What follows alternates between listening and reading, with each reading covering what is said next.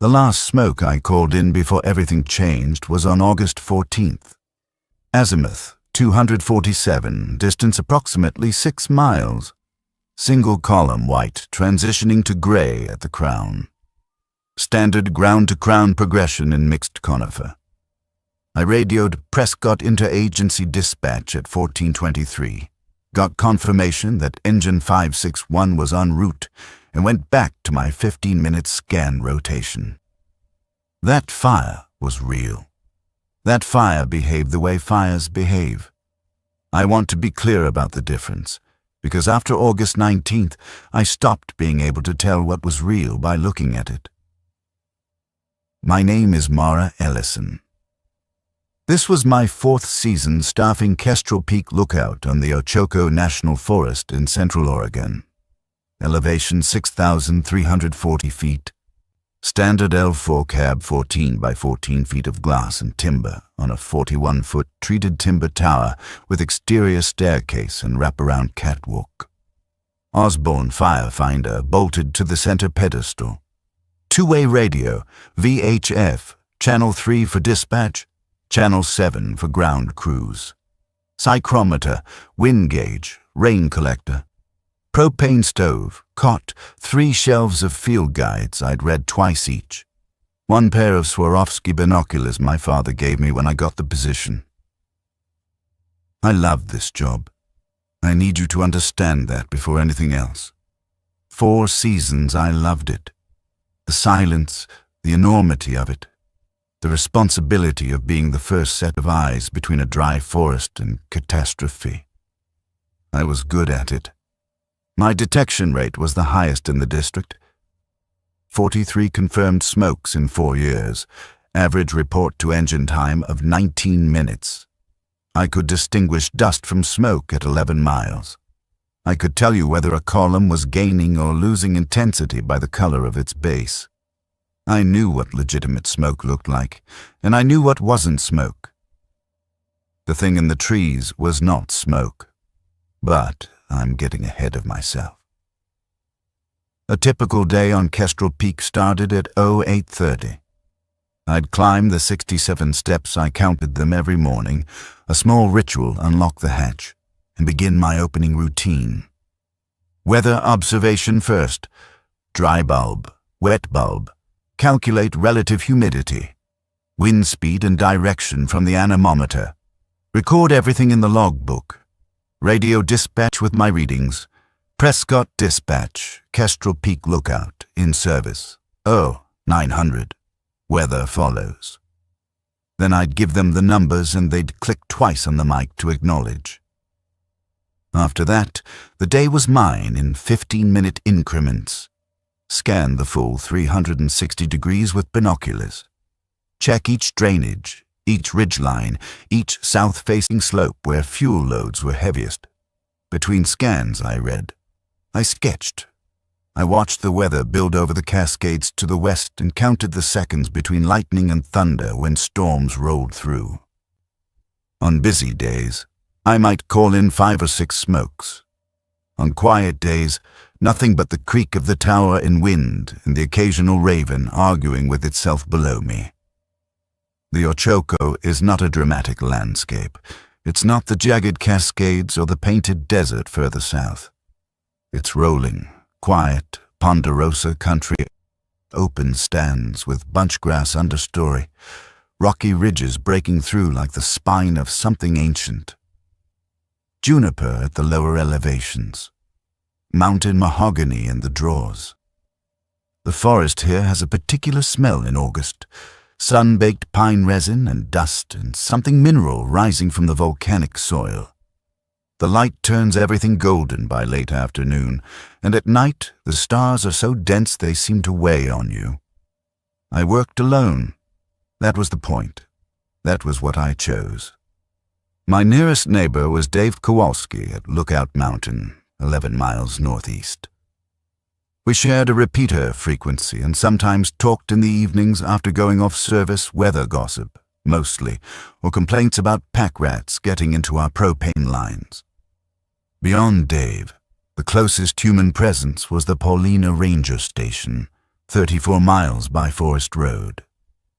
I had a four-wheel drive truck parked at the trailhead 2 miles below, and I hiked in supplies every 10 days.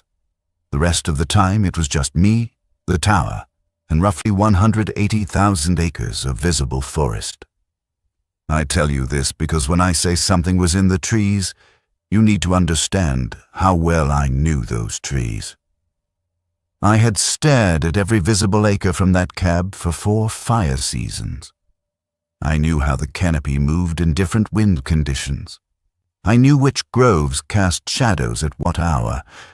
I knew the specific shapes of the trees closest to my tower, the ones within a quarter mile that formed my immediate visual perimeter, as well as I knew the furniture in my apartment back in Bend during the off-season. Better. August 19th was a Tuesday.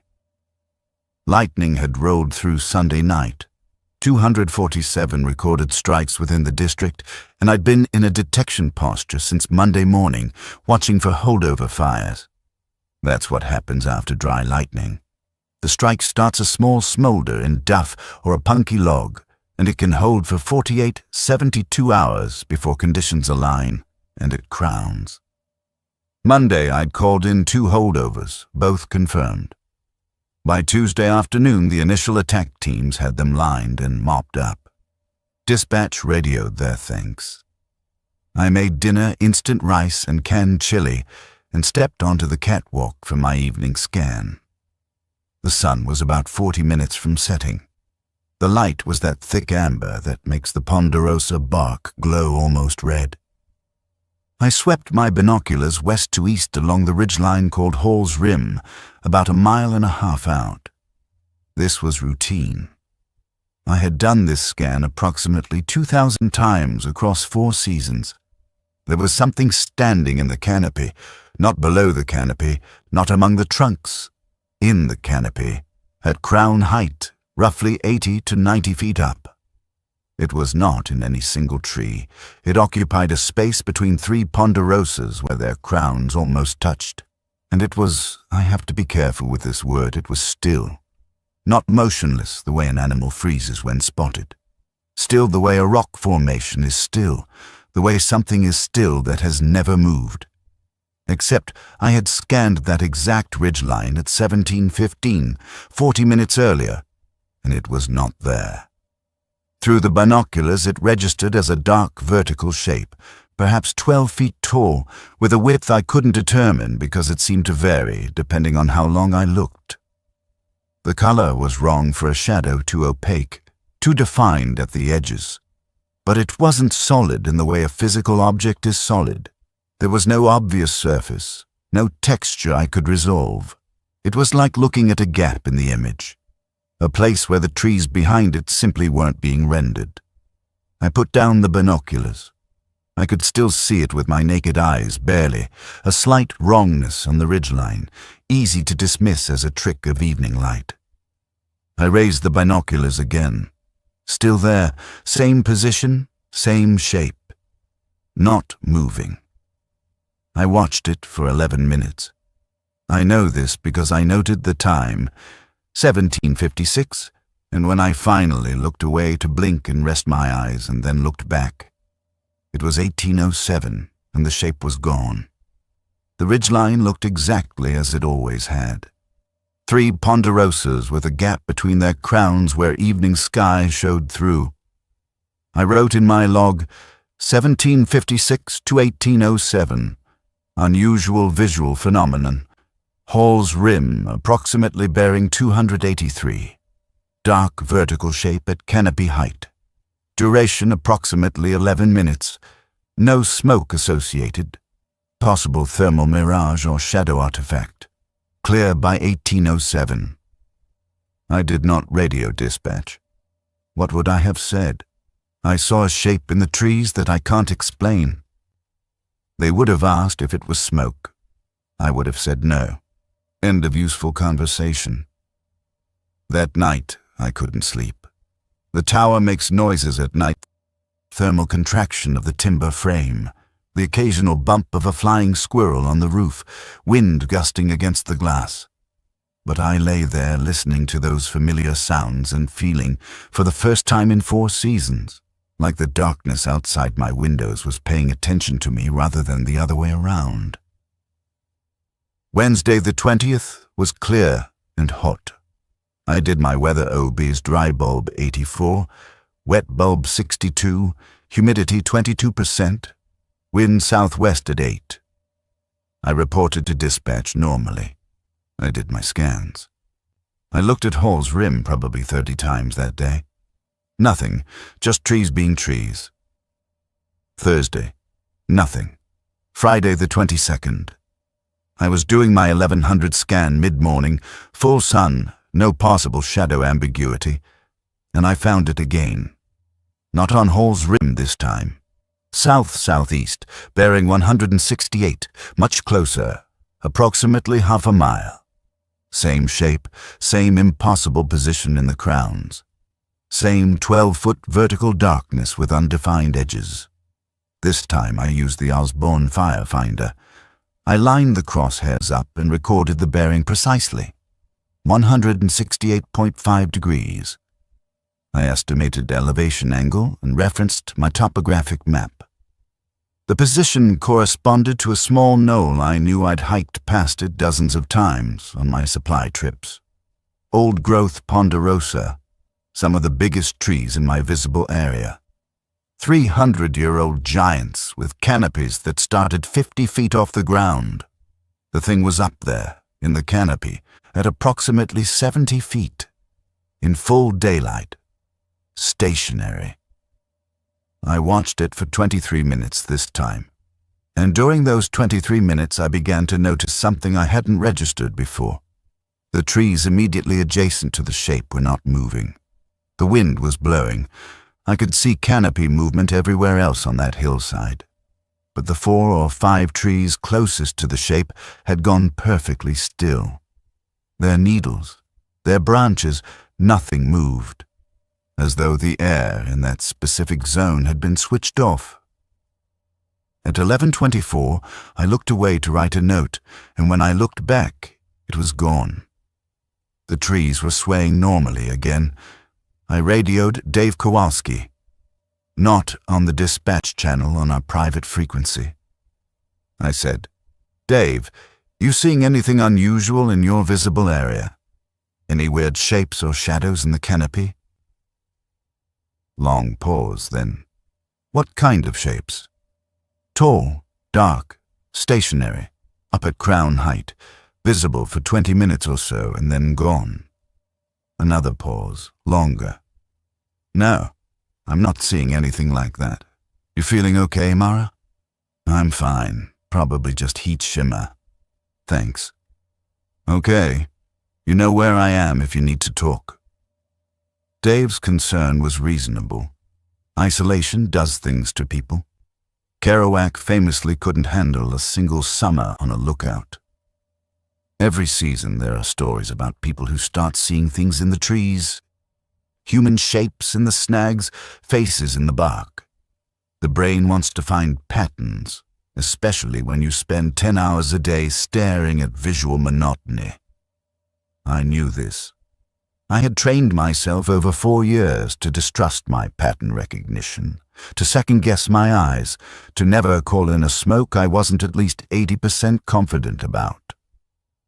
But I was 100% confident about what I was seeing, and I was scared in a way I didn't know what to do with, because nothing about it was aggressive. It just stood there. It watched. Over the next 4 days, I saw it 6 more times, never in the same location twice.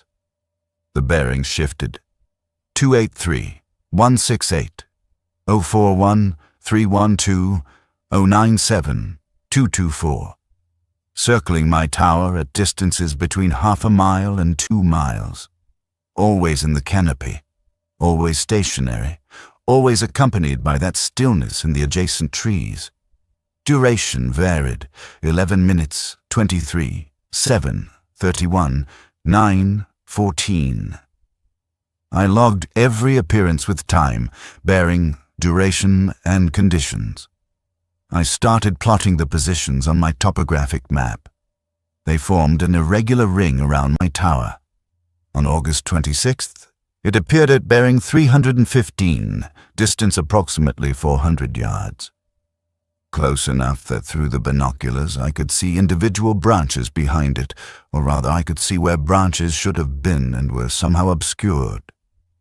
The shape was clearer at this distance. It was not quite symmetrical. The upper portion was slightly wider than I'd first estimated, and there was something about the edges, a granular quality, like static on an untuned television. The longer I looked, the more my eyes wanted to slide off it, as if the shape was exerting some kind of visual repulsion. And for the first time, I became aware that the thing was oriented. It had a facing, and it was facing my tower. I set down my binoculars and stood perfectly still in the center of the cab. Through the glass I could see it without magnification, now a dark, upright smear among the green crowns. I had the sudden, lurching certainty that it could see me too, that it had always been able to see me, that seeing me was the entire point. I picked up the radio. My thumb hovered over the transmit button. Then I put it down. What I did instead was call my sister in Bend. I used my satellite phone, which was technically for emergencies only. I told her I was having a weird week and asked her to look something up for me. Historical records for Kestrel Peak Lookout, any notes from previous staffers about unusual sightings. She thought I was being strange, but said she'd ask around. That night I did something I'd never done in 4 seasons. I closed the shutters. All of them. Every window. I sat in the closed cab with my headlamp on and listened to the forest. Wind in the canopy. The pulse of crickets. An owl somewhere east. Normal sounds. Normal night. But at approximately 02:30, the crickets stopped. All of them simultaneously, in every direction. The silence was so sudden and total that it felt like pressure, like being submerged. It lasted perhaps 90 seconds. Then the crickets resumed, but unevenly, starting far away and rolling back toward the tower, like a wave returning to shore. I did not open the shutters. August the 27th. My sister called back. She'd spoken to a retired ranger in Preenville who'd worked the Ochako in the 1990s. He told her that Kestrel Peak had a staffing problem, his words, for about a decade between 1987 and 1997. The Forest Service had trouble keeping anyone in the tower for a full season. 3 lookouts quit mid-contract. One had to be evacuated by helicopter after a psychological episode. The specifics weren't in any file she could access, but the retired ranger said the rumor was always the same. They saw something in the trees and couldn't stop seeing it. The tower was unstaffed from 1997 to 2006. When the Forest Service resumed operations there, it was with seasonal staffers on shorter rotations, 12 days on, 4 off, rather than the previous format of month-long postings. I'd always assumed that was a staffing modernization. Now I wasn't sure. I asked my sister to dig deeper. She said I sounded scared and asked if I wanted to come down. I told her no. I told her I was fine. I was not fine. But I also wasn't ready to leave, because something had shifted in me, something beyond fear. The shape in the trees was watching me, yes. But I had also been watching it. For 8 days I had been logging its appearances with the same discipline I applied to smoke detection. I had bearings, durations, conditions, distances. I had data, and the data was telling me something. It was getting closer. Not steadily, the pattern wasn't a simple inward spiral, but the average distance was decreasing. First sighting, 1.5 miles. Most recent, 400 yards. And the durations were increasing. 7 minutes to 31 minutes. It was spending more time visible, more time watching. On August 29th, I filed my regular 10-day supply hike. I drove to Paulina and bought groceries and propane and sat in the parking lot of the ranger station for 20 minutes, trying to decide whether to go inside and tell someone. Tell them what? That I was seeing a shape in the trees. That previous lookouts had seen it too. That it was getting closer. I went inside. I asked to speak with the district ranger. I was told she was in Bend for meetings. I spoke instead to a fire management officer named Gutierrez. I told him I was seeing an unusual persistent visual phenomenon from my tower and asked if there were any environmental explanations, atmospheric inversions, unusual wildlife, anything. Gutierrez frowned. He said he'd never heard of anything like that. He asked if I wanted to be relieved. I said no. He offered to send someone up to check on me in a few days. I said that would be fine. I drove back, hiked in my supplies, climbed the 67 stairs, unlocked the hatch, scanned the trees. Nothing. For 3 days, August 30th, 31st, September 1st, nothing. I did my scans every 15 minutes. I searched every bearing where it had appeared before. Clear, normal. Trees swaying in the wind. I started to feel something worse than fear. I felt foolish. I started to wonder if Dave was right.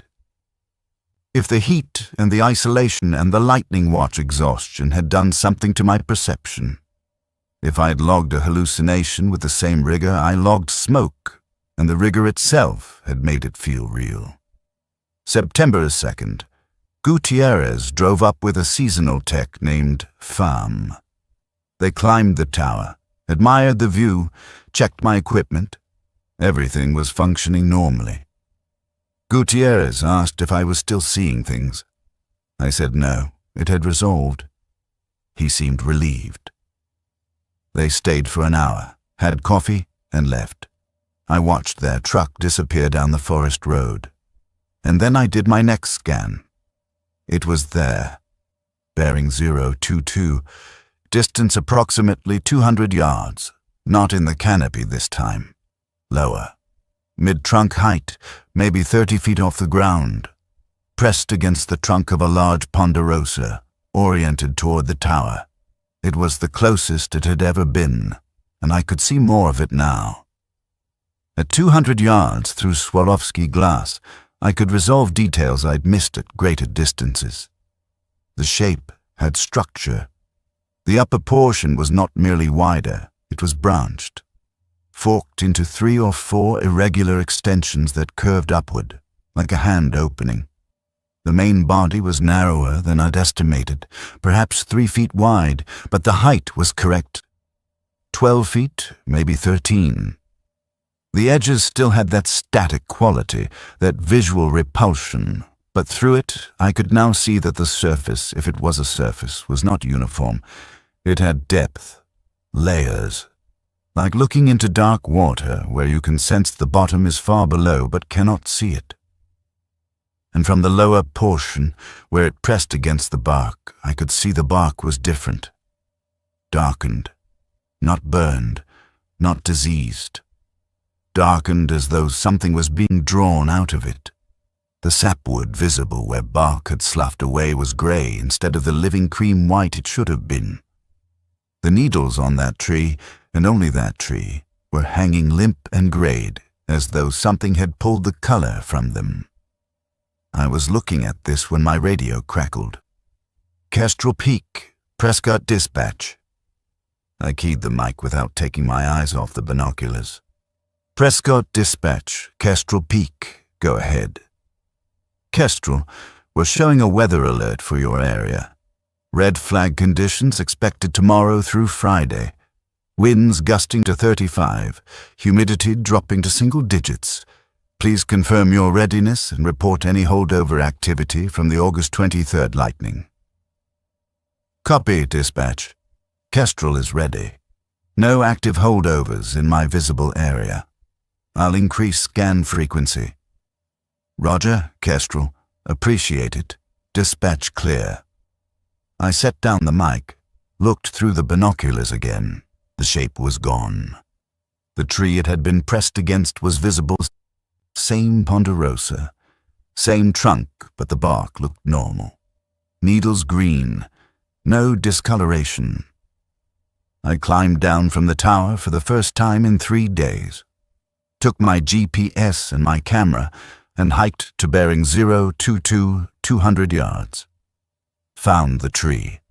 It was a healthy ponderosa, 18 inches diameter, bark intact, crown full, no dead needles, no gray sapwood, no evidence of anything having touched it, but at the base of the tree, and I photographed this, the duff was compressed in a circular pattern roughly 4 feet across. Not footprints, not animal bedding, just a smooth, even compression, as though something heavy had rested there for a long time. And within that compression, the pine needles were bleached white, not brown the way decomposition turns them. White, as though every pigment molecule had been removed. I hiked back to the tower.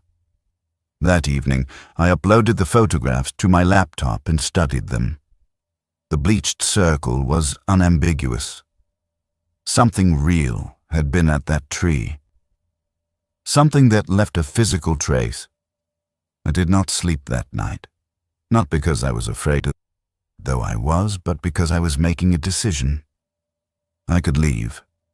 I could radio dispatch in the morning, tell them I was having a personal emergency, drive to Bend, and never come back. Gutierrez would staff a replacement. The Ochoco would still get watched for smoke. No one would blame me. Or I could stay, and I could learn what this was. I understand how that sounds. The horror story protagonist who doesn't leave. But you need to understand my position. I was not a character in a story. I was a professional with 4 seasons of experience and a phenomenon I could document.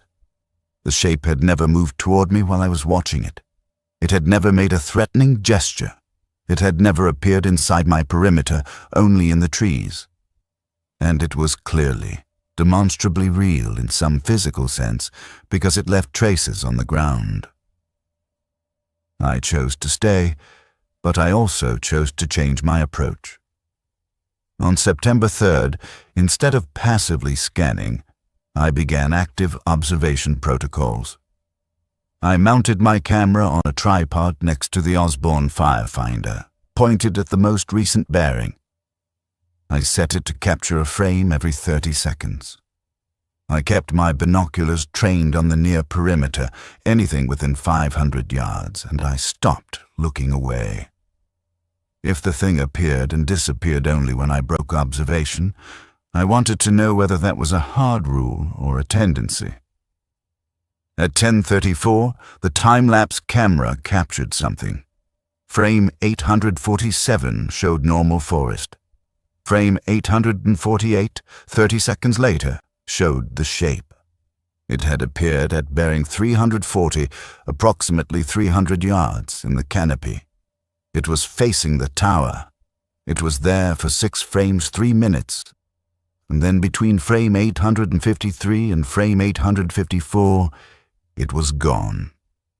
But here is the critical thing. I was watching bearing 340 continuously during those 3 minutes. I saw it appear, I saw it remain, and I saw it leave. It did not vanish. It moved. Faster than my eyes could track, but directionally. It went up, straight up, through the canopy and into the sky, and it was gone. Not dissolved. Departed. This changed everything. Whatever the shape was, it wasn't a hallucination or a mirage or a shadow artifact. It was a thing that arrived from somewhere and departed upward. It had agency. It chose when to appear and when to leave, and the fact that it went up, not into the ground, not laterally into deeper forest, but up, meant it came from above. I started looking at the sky differently. Central Oregon skies in September are enormous. You can see weather systems 100 miles away. The blue is so deep during the day it looks purple near the zenith. And at night, without light pollution, the Milky Way throws enough light to cast faint shadows.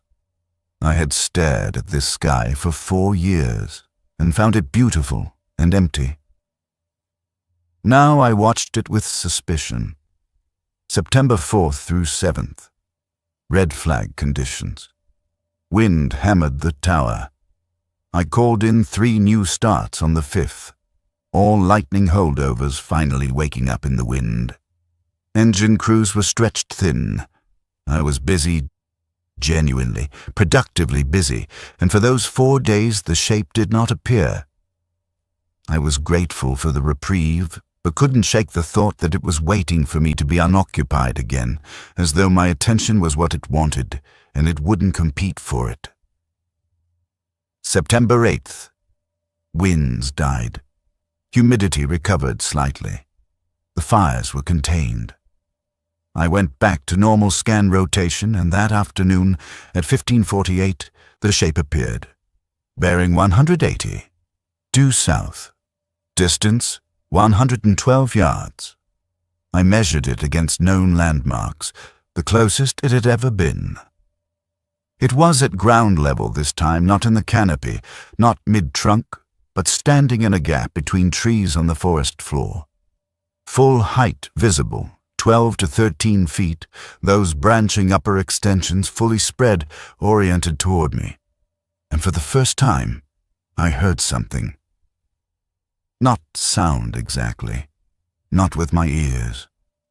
A pressure, a subsonic thrum that I felt in my sternum and in my teeth, like standing too close to a large speaker playing a frequency below human hearing.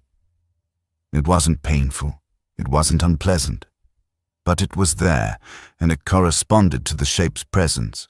And when the shape departed upward again, that impossible speed, the pressure stopped instantly. I sat down on the floor of the cab. My hands were shaking, not from fear, from the adrenaline of contact, because that's what this was, wasn't it? The approaches, the decreasing distance, the increasing duration, it was an approach. Something was approaching me, and it was doing so with what I could only interpret as caution. Patience. It stopped when I was busy. It departed when I was frightened. It came closer only incrementally over weeks. Whatever intelligence it possessed, it was using that intelligence to manage my fear, which meant it wanted something, and it didn't want me to run before it could communicate what that was. September 9th. I made a decision that I still don't know was right. I went on to the catwalk at dusk. I stood at the railing facing south the last bearing. I did not use binoculars. I simply stood and waited, visible, unmoving. I was offering myself as a subject of observation the same way it had offered itself to me. For 40 minutes, nothing. The forest dimmed. Venus appeared. Bats started working the airspace around the tower. Then the crickets stopped.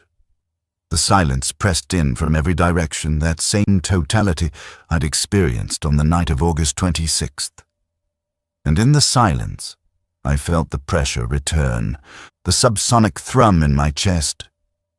Stronger now, I could feel it in my kneecaps, in the back of my skull. I looked south. In the near darkness, perhaps 80 yards from the base of my tower, I could see it.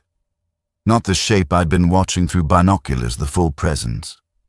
Without magnification, at this distance, in this light, I could perceive what the daytime observations hadn't revealed. It was not a single shape. It was a density, a region of space where something was concentrated so thoroughly that light couldn't pass through, but around that central density, at the margins, there was movement.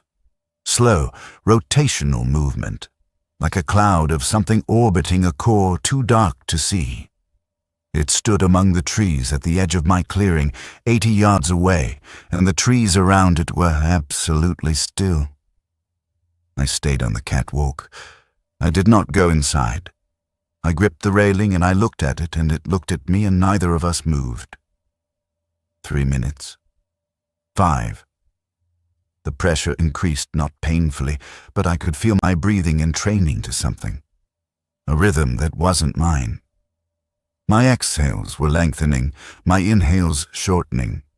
I was being synchronized with a frequency I couldn't hear. I spoke. Out loud. I said, "I can see you." Nothing changed. The shape remained. The pressure remained. My breathing continued its slow recalibration. I said, "I've been watching you for 3 weeks." The upper portion of the shape, those branching extensions, moved. They drew inward toward the center and then opened again, slowly, deliberately, like a gesture, like an acknowledgement. Then it left, upward. That speed, gone. The crickets returned. I went inside. I sat on my cot. I was breathing normally again. My heart rate was elevated but not racing. I felt, and this is the part I've turned over in my mind 1,000 times since I felt recognized. Not threatened, not hunted, recognized, as though something that had been watching me for a long time had finally confirmed that I could see it back, and that confirmation satisfied something. I slept well that night. Better than I had in weeks. I don't know what to make of that. September the 10th through 14th. The shape appeared every day. Always south, always between 80 and 100 yards. Always at dusk. Duration increased steadily. 20 minutes, then 35, then 41, then 53, then 1 hour and 7 minutes. I stopped experiencing the subsonic pressure as alien. It became familiar, like the background hum of the tower in wind. I stopped timing the cricket silence. I stopped gripping the railing. On the 14th, during its hour-long appearance, I saw a second shape. It was at the same distance, roughly 40 yards east of the first, and it was smaller, perhaps 8 feet tall. Same visual characteristics, the dark density, the static edges, the slow peripheral movement. But its upper extensions were proportionally larger, and they were oriented not toward me, but toward the first shape. It appeared to be facing its companion rather than me. A third appeared on September the 15th, then a fourth. By September 18th, I was counting 7 of them in the trees south of my tower every evening, and the trees they stood among were dying. Not quickly, not dramatically. But I could see it now. The progressive graying I'd noticed on that single ponderosa in early September was spreading. A cluster of trees in the south perimeter, roughly corresponding to the shape's regular positions, was losing color. Needles fading from green to olive to gray, bark darkening. The understory beneath them, normally bunchgrass and lupine, was flattened and bleached in those same perfect circles I'd photographed weeks ago. I radioed Dave Kowalski on September 19th. I said, "Dave, I need you to do something for me. I need you to point your glass at my tower and tell me what you see in the tree line to my south." Long silence, then, "Mara, what's going on? Just look, please." I waited. 3 minutes, then, "I'm looking. I can see your tower. Tree line south of you looks—" "I don't know, Mara. Some of those ponderosas look stressed. You might be getting some beetle kill starting." "Can you see anything else? Anything unusual? Any shapes?" "No, just trees. Some of them look like they need rain. You sure you're okay up there?" He couldn't see them. From 11 miles, through good optics, he could see the dying trees, but not what was killing them. Which meant either the shapes weren't visible at that distance, or they weren't visible to him. September the 20th. I was scheduled for my rotation break 4 days off. I was supposed to hike down, drive to Bend, do laundry, buy groceries, sleep in a real bed. Instead, I radioed dispatch and requested to stay on station through the break. The FMO approved it. Red flag conditions were returning, and having continuous coverage was valuable. But that wasn't why I stayed. I stayed because the shapes were now appearing in the morning too, and at midday. And through the night, I had started leaving the shutters open, and I could see their darker-than-dark forms in the moonlight, 7 of them arranged in a loose semicircle south of the tower, stationary for hours. I was watching them, and they were watching me, and I didn't want to break the continuity of it. This is where I need to be honest about something. I was not being controlled. My thoughts were clear. My professional duties continued. I did my scans. I filed my weather observations. I called in a smoke on the 21st, confirmed. Engine 487 suppressed it by nightfall. I was eating, sleeping, functioning. But my priorities had shifted in a way I couldn't fully justify to anyone else. The shapes had become the primary object of my attention, and everything else, the job, the routine, the normal world, had become background. I recognized this. I recognized it as potentially dangerous.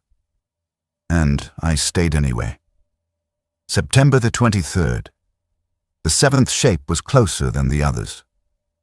It had moved forward from the semicircle 70 yards, 60, then 50. By afternoon it was 40 yards from the base of my tower, close enough that I could have hit it with a thrown rock. And at 40 yards in full daylight I could see something new. It was translucent at the margins, not opaque all the way through. The outer edges allowed some light to pass, and that light was shifted, reddened, the way sunlight reddens passing through smoke. Within that translucent border, I could see structure, not anatomy, not organs or limbs, but geometry, angles that repeated, patterns that folded inward on themselves. The interior of the shape was organized, and the organization was complex in a way that reminded me of nothing natural I'd ever seen.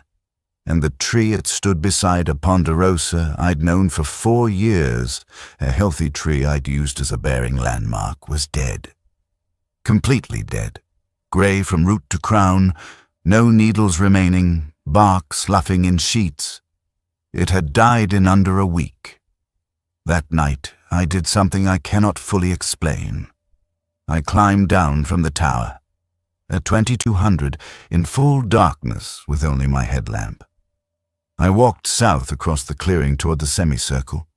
I could feel the pressure increasing with every step, that subsonic rhythm thickening in my bones.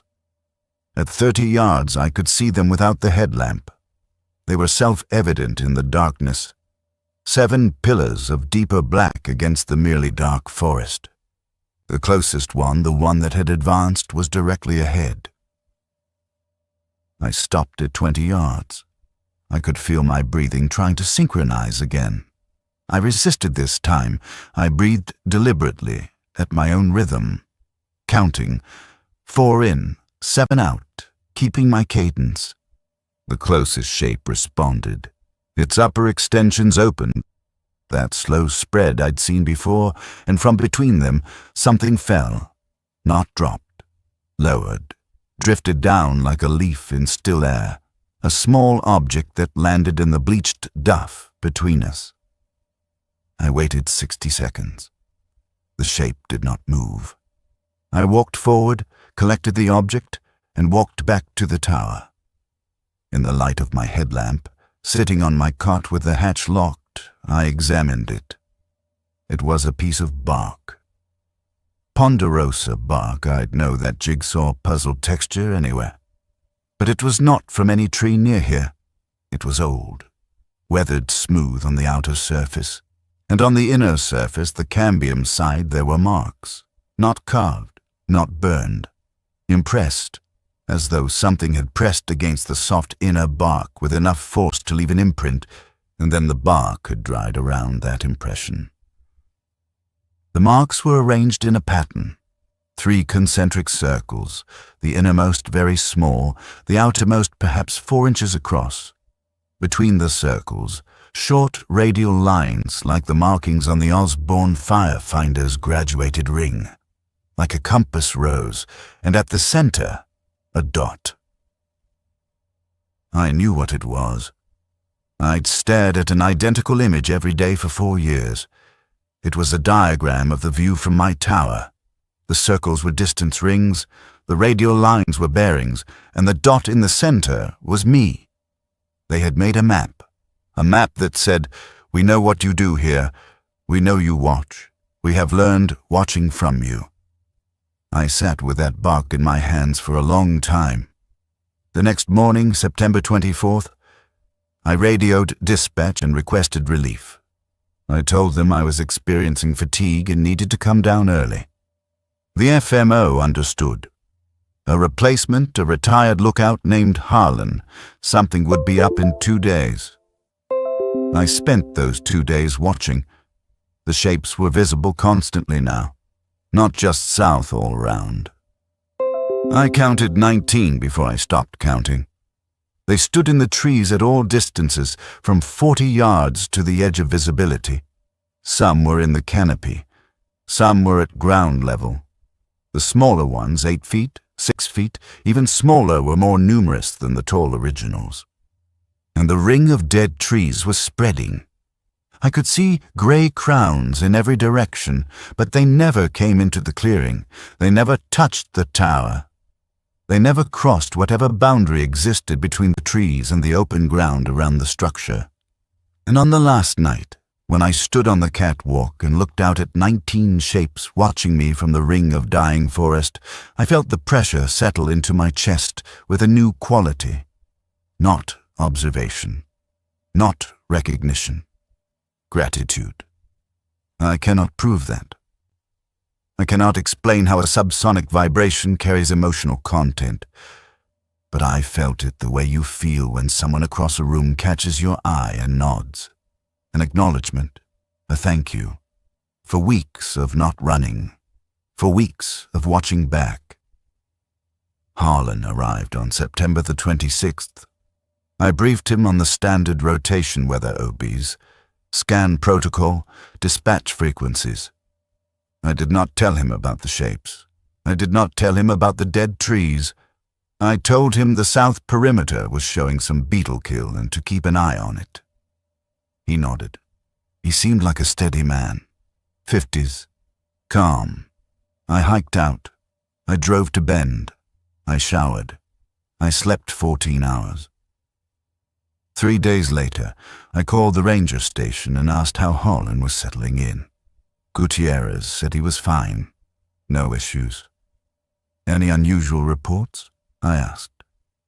Like what? Anything about the trees, the beetle kill. Oh yeah, he mentioned that. Said it's spreading faster than he'd expect. We've got an entomologist scheduled to go up next month. Has he mentioned seeing anything else? Anything unusual? No, he seems happy up there. Good fit. I hung up.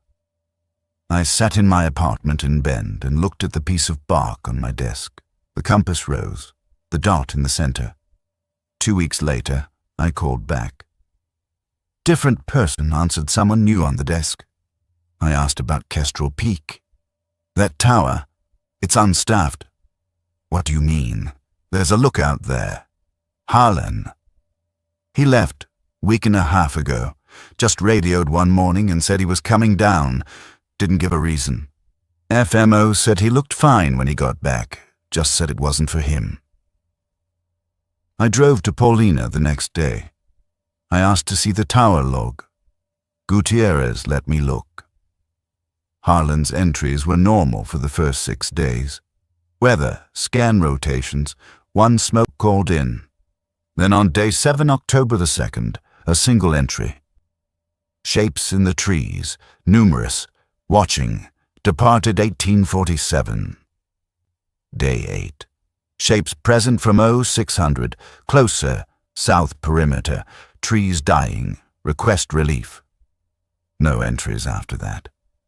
I turned back through the log to my own entries. Everything I'd written was there. The bearings, the durations, the careful clinical notes. And then I noticed something I'd missed when I was writing them. Something that only became visible reading them sequentially from outside. My first sighting was August 19th. One shape, my last was September the 25th. 19 shapes. Harlan's first sighting was October the 2nd, 7 days after he arrived. Already numerous. The interval between my arrival and first sighting, 73 days. The interval between Harlan's arrival and first sighting, 7 days. They were getting faster. Each time a new person climbed that tower and started watching, the shapes learned to show themselves sooner. My 4 years of patient observation, my scans, my logging, my professional watching had taught them something about being seen. And now they were applying that lesson more efficiently with each new observer. I had not been a witness. I had been a teacher. I put down the logbook. I asked Gutierrez whether they planned to restaff the tower. He said yes, probably next spring. I asked him to reconsider. He asked me why. I told him everything. The shapes, the dead trees, the subsonic pressure, the bark with the compass rose, the pattern of decreasing contact intervals. I told him I believed something was using the tower, using the act of looking at it to calibrate itself to human perception, to learn how to be seen by us, and that each successful observation made the next one easier, faster, closer. Gutierrez listened. He did not interrupt. When I finished, he said, "You think it wants?" I said, "I think it wants to come out of the trees." He was quiet for a long time. Then he said, "The tower's been there since 1952. You're not the first person to report things like this." I know. The staffing gap in the 90s, before that too, goes back decades. Every few years, someone sees something and leaves. Then we restaff and it's quiet for a while. "It's not going to be quiet anymore," I said. "The intervals are compressing. Whoever you put up there next will see them within days, maybe hours." Gutierrez looked at me. Then he said something I think about every day. "What if we don't put anyone up there?" And I understood what he was asking. If the shapes needed an observer, if the looking itself was what drew them out of whatever space they normally occupied, then an unstaffed tower was a closed door. No one watching meant nothing to watch. The circle breaks. But then I thought about the 19 shapes I had seen on my last night. The ring of dead trees expanding in every direction, the smaller shapes, 6 feet, 4 feet multiplying, the compass rose that said, "We have learned watching from you," and I said, "I think they already know how. I think they don't need us to look anymore. I think we just taught them that they can be seen, and now they're going to see." I drove back to Bend. That was 3 weeks ago. I haven't been back to the Ochako. But last Tuesday, driving east on Highway 20 toward Burns, I passed through a stretch of National Forest, different district, different drainage, 40 miles from Kestrel Peak. And in the trees along the highway, for maybe 2 seconds at 60 miles per hour, I saw a shape. Tall, dark, stationary in the canopy, facing the road, facing the cars, learning to be seen by everyone who passes. And don't scan for smoke anymore. But I can't stop scanning, and every tree line I pass, every dark gap between crowns, every shadow that holds still when the wind should move it. I look. I look because they taught me to, and I taught them to be there when I did. The piece of bark is still on my desk, the compass rose with the dot in the center. But I've started to think the diagram isn't a map of the view from the tower. I think it's a map of something else, I think the circles are thresholds. I think the radial lines are directions of expansion. And I think the dot in the center isn't me. It's where they're all converging. I just don't know where center is yet. And every day I don't know, they get one day closer to showing me. That was what I believed 3 weeks ago, that the not knowing was temporary, that the convergence point was somewhere out there in the forest, some specific coordinate where the shapes were gathering, and my only role going forward was to wonder about it from a safe distance in Bend. I was wrong about the distance being safe. I was wrong about a lot of things. October 18th, a Friday. I was at the grocery store on Galveston Avenue, a place I've shopped for 6 years, standing in the produce section choosing avocados, and I felt the pressure, that subsonic thrum, faint, barely there, like hearing a familiar song from 3 rooms away. I set down the avocado and stood completely still. Around me, people were shopping normally. Music playing from the ceiling speakers, the refrigeration units humming. No one else reacted. It lasted maybe 4 seconds. Then it was gone. I left without buying anything. Sat in my car for 20 minutes, hands on the steering wheel, engine off. Told myself it was psychosomatic. Told myself the body remembers trauma and generates phantom sensations. Told myself I was fine.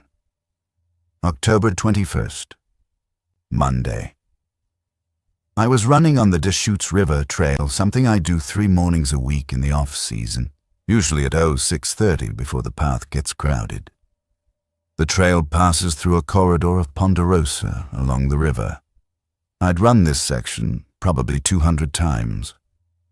That morning, at mile marker 3.4, I felt the pressure again. Stronger. Not imagined I could feel it in my molars, the way you feel a bass note in a car with the windows up. I stopped running, looked into the trees along the trail, ponderosa, juniper, some mountain mahogany in the understory. Normal. No shapes, no stillness in the canopy. Just ordinary forest in early morning light. But at the base of one ponderosa, about 15 feet off the trail, I could see a circle of bleached duff. White pine needles in a perfect 4-foot ring. I walked to it, knelt, pressed my palm against the compressed ground. It was warm. Not sun-warm, the tree was shading it, but warm from below. Like residual body heat. Like something had been resting there recently and had just left. I looked up into the canopy above me. Nothing. Branches, sky, a Steller's jay watching me with that aggressive curiosity they have. Normal. But the pressure remained. Constant, low-grade, barely perceptible, unless I held my breath and listened with my bones, and it did not stop when I left the circle. It continued as I walked back to the trail. It continued as I jogged to my car. It continued as I drove home. It has not stopped since. I want to be precise about this. It's not painful. It's not debilitating. Most of the time I can ignore it the way you ignore the hum of a refrigerator. But it's there, a bass note beneath everything, a vibration in the substrate of my daily life that tells me something is nearby. Always nearby, never visible, but present. October the 23rd. I called my sister. She came over that evening and I told her everything, not the edited version I'd given her in September, but everything. The shapes, the dead trees, the bark compass rose, Harlan leaving after 7 days, Gutierrez's decades of identical reports. She listened without interrupting, which is not like her. When I finished, she asked me the same question Gutierrez had asked. What do you think it wants? And I gave her a different answer than I'd given him. Because 3 weeks of the pressure, 3 weeks of feeling observed without seeing an observer, had changed my interpretation. On the mountain, I'd thought the shapes wanted to come out of the trees. I'd thought they were learning to be seen by humans, and maybe that's still true, but what I think now is something worse. I think they already came out of the trees. I think they're already here, in Bend, in the Ponderosa along the river trail, in the junipers along the highway, in every stand of timber within every town built into the margins of the Ochoco, the Deschutes, the Cascades. And the reason no one is seeing them is that they learned from me from my weeks of careful, patient observation exactly how to stand at the threshold of perception, exactly how close they can be without triggering alarm, exactly how long they can remain without being noticed. I taught them the parameters of human attention, and now they're using that knowledge to stay just outside it. My sister was quiet for a long time after I said this. Then she said, "Mara, you need to talk to someone."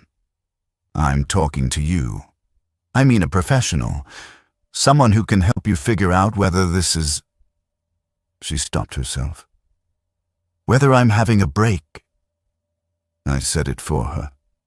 Whether the isolation did something to my brain and I'm generating this from the inside.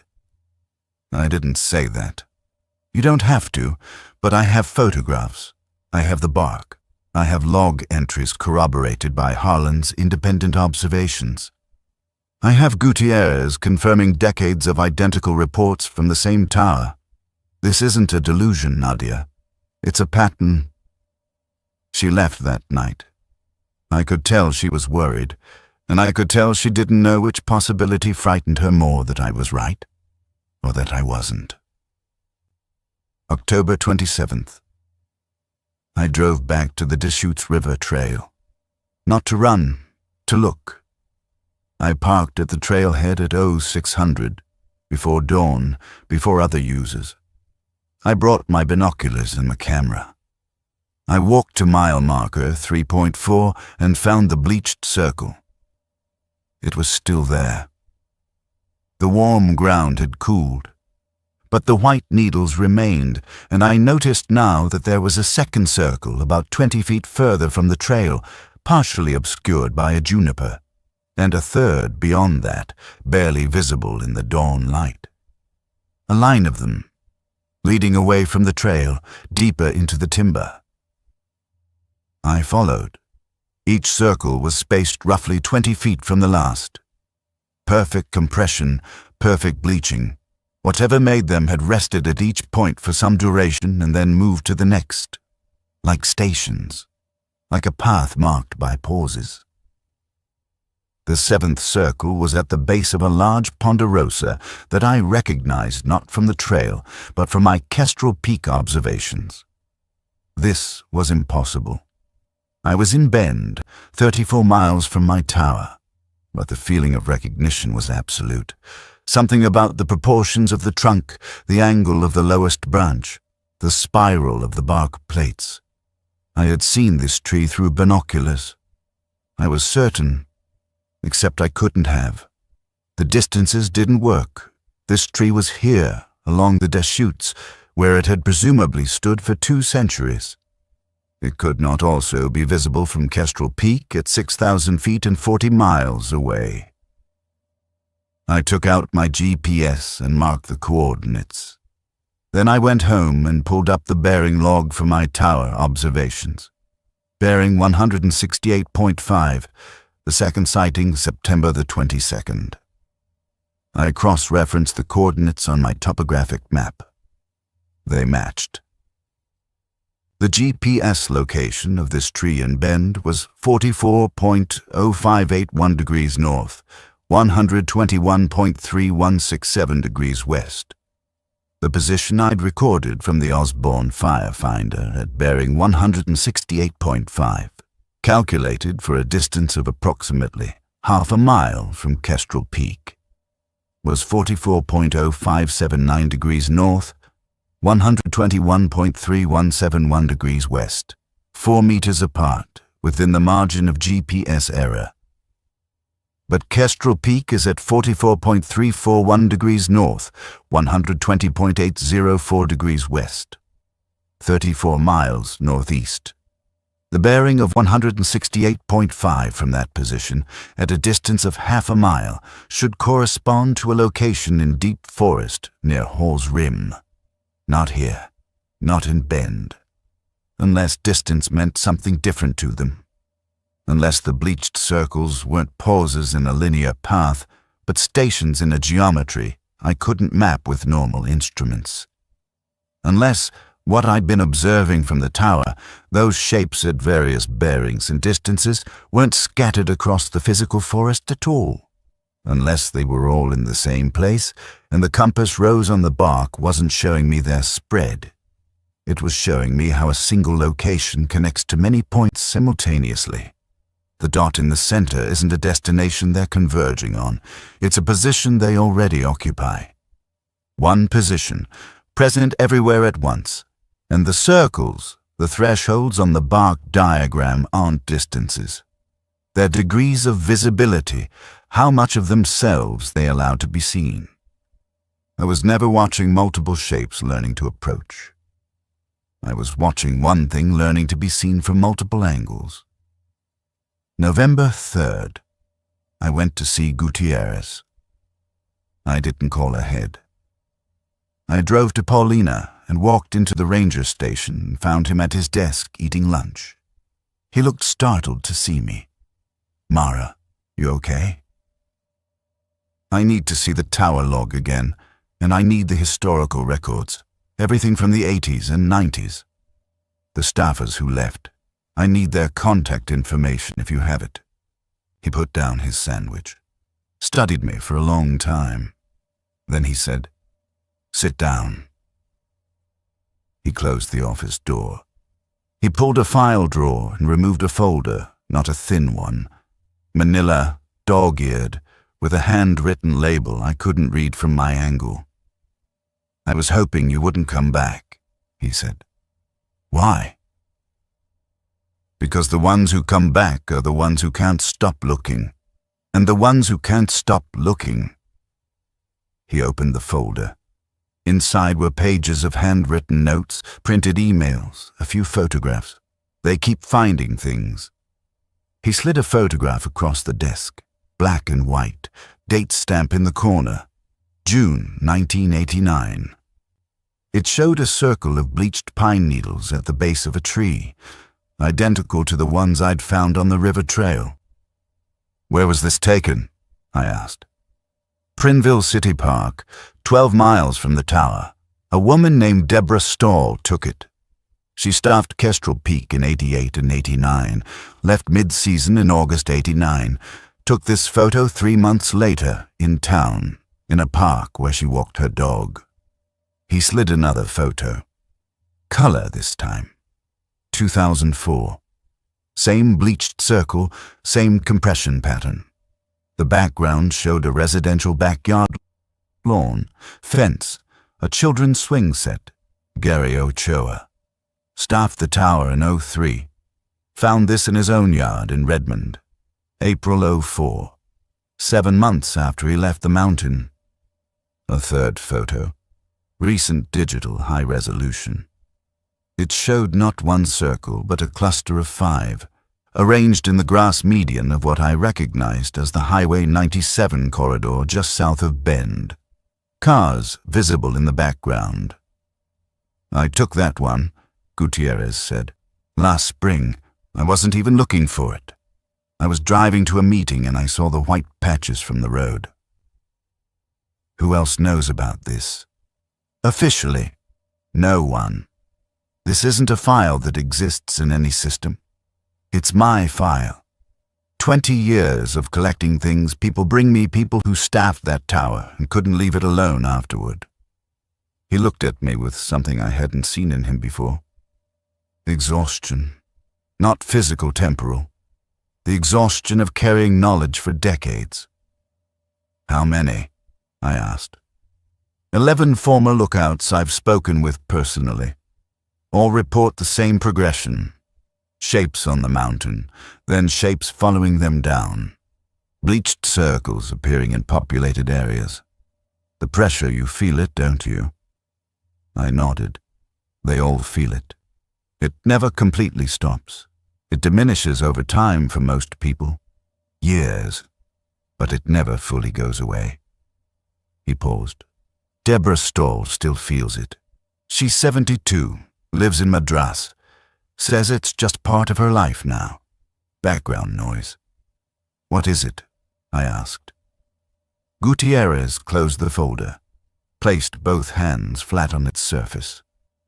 I don't know. I've had 30 years to think about it, and I don't know. But I'll tell you what I observe. The circles appear more frequently than they used to. In the 90s, it was 1 or 2 a year, always within a few miles of the tower. Now I find them monthly, along highways, in parks, in yards. The range is expanding. Bend, Redmond, Prinville, Madras. Every town on the east slope. Because there are more of us, I said. More former lookouts carrying the pressure. We're not just witnesses. We're anchors, he said. That's my word for it. I think each person who spends time watching them becomes a fixed point they can orient to. A reference marker. Like the landmarks on the Osborne map. And the more reference markers in populated areas, the more precisely they can position themselves among people. I sat with that for a long time. The weight of it, the arithmetic. 11 former lookouts, I said. Plus whoever you don't know about. Plus me. All living in Central Oregon towns. All carrying the pressure. All functioning as a network they navigate by. Yes. And you keep staffing the tower. He took his hands off the folder, looked at the wall. The tower provides fire detection for 180,000 acres of increasingly dry forest. Every year we burn hotter, longer. Every year, early detection saves more lives and more property. I can't decommission it because something strange happens to the people who work there. Even knowing what it does to them afterward. What does it do, Mara? You're sitting here. You're healthy. You're functional. The pressure is uncomfortable but not harmful. The bleached circles are strange, but they've never hurt anyone.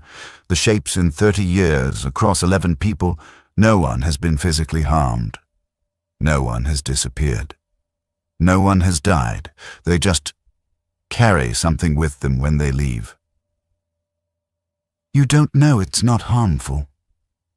No, he agreed. I don't know that.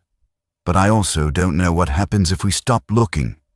If we take away the tower, the observers, the reference points, maybe it stays in the forest.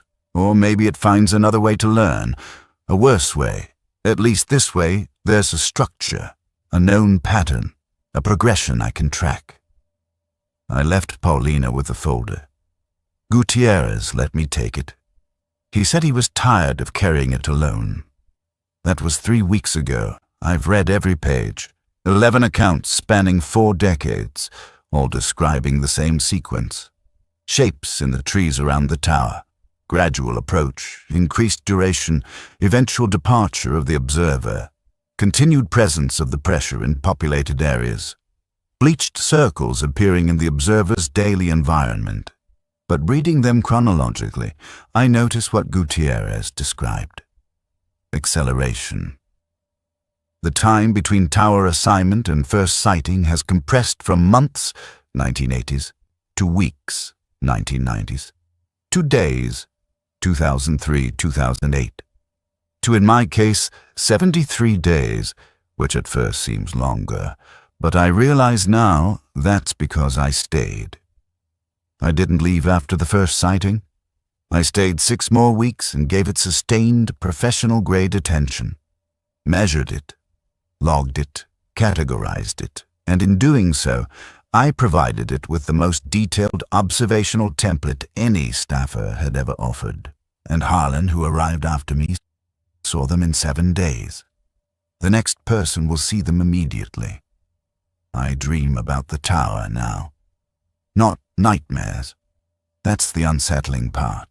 The dreams are calm, the view, the smell of sun-heated timber, the satisfaction of a clean scan.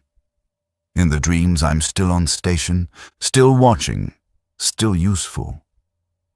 The shapes are there, in the trees, at all distances, and I'm logging them with the same discipline I logged smoke. And it feels right. It feels like the job I was always supposed to be doing, not watching for fire, watching for them, providing the observation they need to resolve themselves into something the rest of the world can perceive. I wake from these dreams with the pressure slightly stronger, and every morning it takes a little longer to convince myself that the ponderosas outside my apartment window are empty. Last Tuesday, November the 19th, I was driving on Century Drive, heading west toward Mount Bachelor. National forest land on both sides. Dense lodgepole corridor, trees tight to the road. I was doing 55 and I saw peripherally a flash in the passenger window, a shape. Tall, dark, stationary, mid-canopy. I was past it before I could focus, but the pressure spiked so hard I felt it in my wrists. I pulled over, walked back along the shoulder. Found nothing. But 40 yards into the timber, at the base of a lodge pole, a bleached circle. Fresh, the ground still warm, and next to the circle, pressed into the compressed duff, a piece of bark. I picked it up. Ponderosa bark, smooth, old, and on the cambium side, the same concentric circles, the same radial lines, the same compass rose. But this time there were 2 dots, one in the center and one at the edge of the outermost circle at approximately bearing 270. West, the direction I'd been driving. I'm the second dot. I'm on their map now, not as observer, not as teacher, as feature, as landmark. A fixed point in their navigation, a reference they orient by the way I oriented by the trees I could see from the cab. I am to them what the Osborne map was to me, a known position from which all other positions can be calculated. And the thing I can't stop thinking, the thing that wakes me at 3 a.m. and keeps me sitting in the dark, feeling the pressure pulse steadily in my chest, is that I'm not alone on the map. There are 11 other dots. 11 former lookouts scattered across Central Oregon towns. And whatever is navigating by us, whatever is using our positions to triangulate its way into populated space, it has been doing this for 40 years. Patiently, incrementally, adding one reference point every few seasons. Gutierrez asked me what happens if we stop looking, but I think the real question is what happens when there are enough of us. Enough fixed points, enough dots on the compass rose.